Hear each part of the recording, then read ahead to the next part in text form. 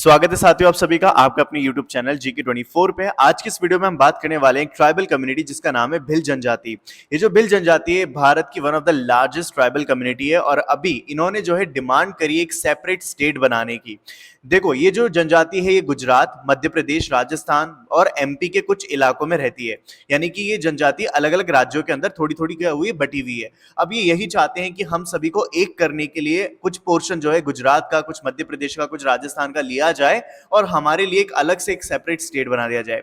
तो आज की इस वीडियो में हम यही जानेंगे कि आखिर इन्होंने सेपरेट स्टेट की डिमांड क्यों की है और इनकी डिमांड को क्या जो है यहाँ पे केंद्र सरकार किस तरीके से एक्सेप्ट कर रही है और यहाँ पे और क्या क्या जो है आर्ग्यूमेंट्स दिए गए, इन सब बातों पे डिटेल में चर्चा करेंगे। चलिए शुरुआत करते हैं, लेकिन सबसे पहले एक बार डिटेल में जानते हैं कि आखिर ये जो भिल ट्राइब है ये होती क्या है। तो भिल जनजाति जो है one of the largest tribal group है भारत का, जो कि छत्तीसगढ़, गुजरात, कर्नाटका, मध्य प्रदेश, महाराष्ट्र, आंध्र प्रदेश और राजस्थान के कुछ इलाकों में रहती है। इनका जो नाम है भिल वो लिया गया है बिल्लू नाम से। बिल्लू का मतलब होता है बो यानी कि तीरंदाजी, ठीक है। अब अगर इनका नाम इससे लिया गया है तो बहुत ही जाहिर सी बात है कि ये जो ट्राइब है वो बहुत ही एक्सीलेंट होती है आर्चरी के अंदर, यानी कि तीरंदाजी के अंदर ये लोग बहुत अच्छे होते हैं और इनको अपनी लोकल ज्योग्राफी की भी काफी अच्छी नॉलेज होती है। ट्रेडिशनली जो है कई एक्सपर्ट्स का कहना है कि ये गुरिल्ला वॉरफेयर के अंदर बहुत ज्यादा एक्सपर्ट थे और अभी ये टाइम पे क्या करते हैं, ये फार्मर और एग्रीकल्चर में जो है इनका ऑक्यूपेशन माना जाता है। यहाँ पे जो भिल वुमेन को आप देखोगे, जैसा कि आप पिक्चर में देख सकते हो, ये जो वुमेन है ये साड़ीज पहनती है, ठीक है, और मैन जो है वो लॉन्ग फ्रॉक और पजामा पहनते हैं। इन वुमेन का जो है यहाँ पे हैवी ऑर्नामेंट्स आप देख सकते हो जो कि सिल्वर और ब्रास से बने होते हैं।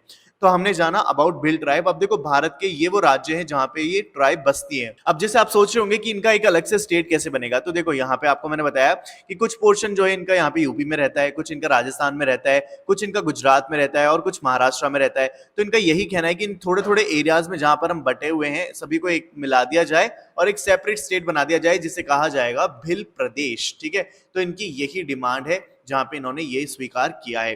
अब देखो यहाँ पे आपने देखा कि अलग अलग स्टेट में तो है, लेकिन अगर मैं बात करूं सबसे ज्यादा जो कॉन्सेंट्रेशन है भिल ट्राइब का वो कहां पर है, तो वो है आपका मध्य प्रदेश में 35.4%। फिर उसके बाद आप देख सकते हो यहाँ पे गुजरात जो 24.9% एंड देन राजस्थान 24.2%, महाराष्ट्र में भी 15.3% जो है इनकी पॉपुलेशन है and this is one of the largest population of India. Okay, now अब बात करते हैं कि यहाँ पे ये सेपरेट स्टेट चाहते क्यों है, that is the most important question. देखो इनका क्या कहना है कि आज के टाइम पे जो है जब भी कोई सरकार कोई भी स्कीम निकालती है इन ट्राइबल कम्युनिटी के लिए, जो कि सरकार आने वाले टाइम में बहुत सारी निकालती रहती है और अभी भी बहुत सारी निकाली है, तो इनको क्या होता है कि बहुत सारी ट्राइबल कम्युनिटी को जो है ये क्योंकि अलग अलग जगह पे रहती है तो इनका प्रॉपर इंप्लीमेंटेशन नहीं हो पाता है स्कीम का। और दूसरी बात, कई लोगों को इसकी अवेयरनेस नहीं होती, तो इसीलिए चाहते हैं कि सारी की सारी चीजें जो है हमें एक ही जगह पे मिले, हम सभी लोग एक साथ मिलकर रहें और ताकि हमारा जो सुचारू रूप से जो पूरा एडमिनिस्ट्रेशन है वो चल पाए। तो यहाँ पे ये चाहते हैं कि एक सिंगल एंटिटी हम बन के रहें। Earlier the Dungarpur, Banswara, Udaipur region in Rajasthan and Gujarat, MP etcetera was the part of it. Now after independence जो ट्राइबल मेजॉरिटी रीजन्स जो है उसके बाद क्या हुआ, डिवाइडेड हो गया। यानी पहले क्या हुआ था जैसे राजस्थान का ये जो एरिया है ना, डूंगरपुर, बांसवाड़ा, उदयपुर, राजस्थान में और गुजरात का मतलब सारा मिला जुला होता था, लेकिन इंडिपेंडेंस के बाद अलग अलग हो गए सारे रीजन, ठीक है। तो उसकी वजह से ये जो पूरी ट्राइबल कम्युनिटी ये भी डिवाइड हो गई। अब इसमें क्या कहा इनका जाए, मतलब जो मैंने मेन रीजन आपको बताया, डिले इन इंप्लीमेंटेशन, कि सेवरल गवर्नमेंट स्कीम्स होती है जिससे कि laws, benefit schemes, commitment reports, ये सभी जो है ट्राइबल कम्युनिटी के लिए ओवर द टाइम चलाते रहते हैं गवर्नमेंट, लेकिन वो उनका एग्जीक्यूशन और इंप्लीमेंटेशन बहुत स्लो होता है। तो इसलिए हम चाहते हैं कि हमें एक जगह पे कर दिया जाए और सभी लोग हम एक साथ मिलकर रहें, ठीक है। तो आई होप आपको समझ में आ गया होगा। अब यहाँ पे बात करते हैं कि क्या आर्ग्यूमेंट्स दिए गए हैं इसको स्मॉल स्टेट्स को बनाने में। देखो सबसे पहले ये बोला गया कि अगर आप एक अलग से स्टेट बना दोगे तो छोटे स्टेट का जो है एडमिनिस्ट्रेशन यानी कि पूरा सुचारू रूप से उसका पूरा जो चालन है बहुत ही इजीली हो जाता है, मैनेज करना बहुत ही आसान हो जाता है।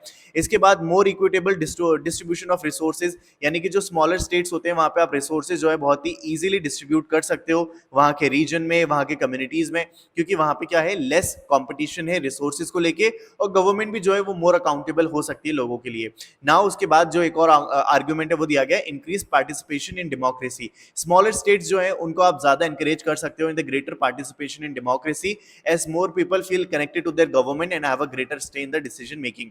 Next, cultural and linguistic preservation. Smaller states जो होते हैं वहां पे आप क्या कर सकते हो, प्रिजर्व करके रख सकते हो, प्रमोट कर सकते हो अपना डिस्टिंक्ट कल्चर एंड लैंग्वेजेस। इसीलिए जो पीपल है are more likely to feel sense of identity and belonging to a smaller state. ठीक है, तो ये सारी चीजें जो उन्होंने बोला कि यहाँ पे इसलिए जो है एक स्टेट का निर्माण करना चाहिए। अब बात करते हैं कि क्या अगेंस्ट में बोला गया कि नहीं नहीं ऐसा नहीं हो सकता, नहीं बनाया जा सकता आपके लिए अलग स्टेट, उसके क्या यहाँ पे आर्ग्यूमेंट्स दिए गए।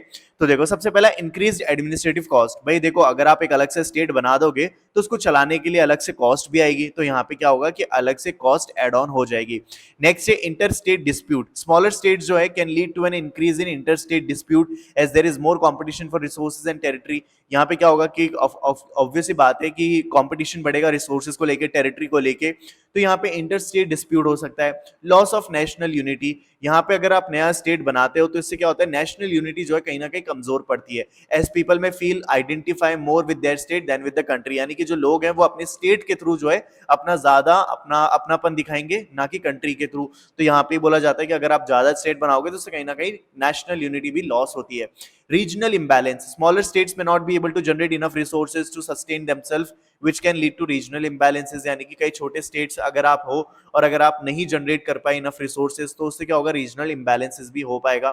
तो देखो यहाँ पे जो मैं आपको बता रहा था ना कि गवर्नमेंट अलग अलग स्कीम्स चलाती है, तो एक बार देख लेते हैं कि अभी तक कौन कौन सी स्कीम्स चलाई है। The provision of the panchayat यानी extension to the schedule areas act. ये जो लॉ है वो 1996 में इनेक्ट किया गया था, लेकिन राजस्थान गवर्नमेंट जो है अडॉप्ट करती है इसको 1999 के अंदर, और इसके जो रूल्स हैं वो करीब 2011 के अंदर आते हैं। But even in a few villages people don't even know about this law. बहुत सारे लोगों को तो पता भी नहीं है इस लॉ के बारे में।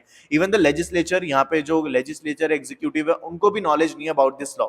जो provision of the panchayat extension to the schedule areas act 1996, ठीक है, ये जो है लॉ वो क्या है, decentralisation governance and empower gram sabhas in tribal areas, यानी कि उनका जो पावर है, उनका जो एडमिनिस्ट्रेशन है ट्राइबल एरियाज का, वो किनको देना, ग्राम सभा को, ग्राम पंचायत को देना, सो दैट वहां पर सुचारू रूप से पूरा जो है कार्यपालन हो सके। तो देखो ये था हमारा पूरे आज की वीडियो, जहां पे मैंने आपको बताया कि भिल ट्राइब जो है क्यों बेसिकली सेपरेट स्टेट की डिमांड कर रहे हैं। अब इनकी डिमांड सुनी जाएगी या नहीं वो हम आगे देखते हैं, क्या जो है सेंट्रल गवर्नमेंट की तरफ से जहां यहाँ पे अपडेट आता है, वो कोई भी अपडेट आएगा वो मैं आप तक जरूर लेकर आऊंगा। लेकिन आपके व्यूज और अपने ओपिनियंस मेरे साथ जरूर साझा करें कमेंट बॉक्स में। तो बिल्कुल अगर अच्छी लगी ये वीडियो तो सब्सक्राइब करें चैनल को GK24 को, और अगर आप किसी एग्जाम की तैयारी कर रहे हैं तो मेक श्योर आपके पास 2 एप्लीकेशन जरूर हो जो आपकी इंग्लिश और आपकी जीके जीएस और बाकी जनरल अवेयरनेस से रिलेटेड सभी तैयारी को स्ट्रांग बनाएगा। ठीक है, दोनों ही आपका लिंक जो है डिस्क्रिप्शन में है, और यहाँ पे आपको बहुत सारा स्टडी मटेरियल देखने को मिल जाएगा। चलिए मिलते हैं फिर अगली वीडियो में।